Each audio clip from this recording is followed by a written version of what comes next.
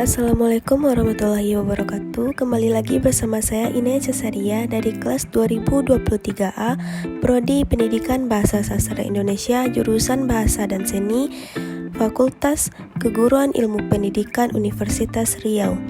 Kali ini saya akan membahas tentang teori semiotika. Pertama, kita akan mengenali dulu apa itu teori semiotika. Teori semiotika adalah sebuah pendekatan yang mengkaji tanda-tanda yang terdapat dalam sebuah karya sastra. Hal ini bertujuan untuk mengetahui makna tersirat dalam sebuah karya sastra. Asal kata semiotika yaitu berasal dari bahasa Yunani, yaitu semior yang memiliki arti tanda. Tiga tokoh yang mengemukakan teori semiotika yaitu Ferdinand de Saussure, yang kedua Charles Sanders, yang ketiga Roland Barthes. Menurut Ferdinand, semiotika adalah kajian yang membahas tentang tanda dalam kehidupan sosial dan hukum yang mengaturnya. Kemudian menurut Charles, semiotika menunjukkan didasarkan pada logika karena logika mempelajari bagaimana orang bernalar, sedangkan penalaran menurut Peirce dilakukan melalui tanda-tanda. Kemudian Roland Barthes mengungkapkan bahwa ilmu yang digunakan untuk memanai suatu tanda yang serta bahasa juga merupakan susunan atas tanda-tanda memiliki pesan tertentu dari masyarakat. Lalu apa saja sih tanda-tanda yang dikaji dalam pendekatan semiotik dalam sebuah karya sastra? Tanda-tanda yang dikaji dalam sebuah karya sastra ada tiga, yakni yang pertama ikon, yang kedua indeks, dan yang ketiga simbol. Lalu apa perbedaan dari ketiga tanda ini? Yang pertama adalah ikon. Ikon merupakan sebuah tanda dirancang untuk mempresentasikan sumber acuan-acuan. Ini dapat dilihat dan didengar. Jadi intinya ikon adalah tanda dapat dilihat dan didengar dalam sebuah karya sastra. Contohnya seperti foto patung, toko pembacaan puisi, nyanyian, dan lain-lain. Yang kedua ada indeks. Indeks adalah tanda yang dirancang untuk mengaitkan dua sumber acuan. Biasanya indeks ini berkaitan dengan hubungan sebab akibat. Contohnya seperti penggunaan kata keterangan, seperti di sini dan di sana, ataupun kata ganti seperti aku dan dia. Penambahan indeks dapat diperkirakan oleh akal sehat manusia. Yang ketiga ada simbol.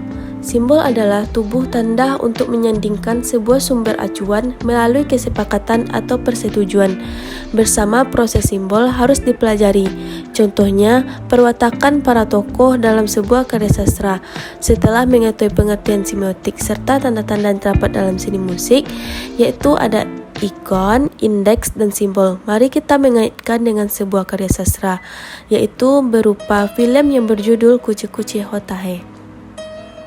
Di dalam film ini terdapat beberapa ikon, di antaranya yang pertama mendeskripsikan tentang Tina yang selalu memakai pakaian feminim layaknya seorang perempuan, dan Angeli yang selalu memakai pakaian laki-laki pada setiap harinya.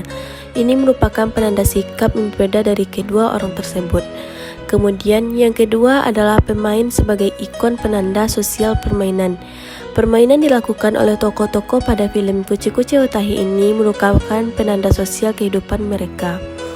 Di dalam film ini, Angeli yang suka dengan permainan basket dengan kesederhanaannya, sedangkan Tina lebih suka dalam hal menyanyi atau menari. Kemudian yang ketiga adalah kondisi universitas di dalam film Kuce-Kuce Hotahe ini, di mana Tina merupakan anak pindahan dari Harvard University di London, dianggap lebih tinggi daripada Rahul dan Angeli yang merupakan mahasiswa dari Universitas India. Dan ini merupakan perbedaan sosial yang bisa dijadikan tanda di ikon dalam sebuah teori semiotika. Kemudian, contoh ikon yang ketiga pada film ini yaitu perilaku egois dan keras kepala yang tergambar dari perilaku Rahul dalam film ini. Kemudian juga Angeli yang berperilaku selalu mengalah, dan Tina yang berhati lembut dan tidak memiliki sifat egois. Perilaku egois Rahul yang menyebabkan Angeli pergi dari kehidupannya. Kemudian Angeli yang bersifat mengalah dan memilih pergi agar Tina dan Rahul bisa hidup bersama. Kemudian Tina yang bersifat baik hati rela memberi nama anaknya sama dengan nama Angeli. Juga kemudian Tina meminta anaknya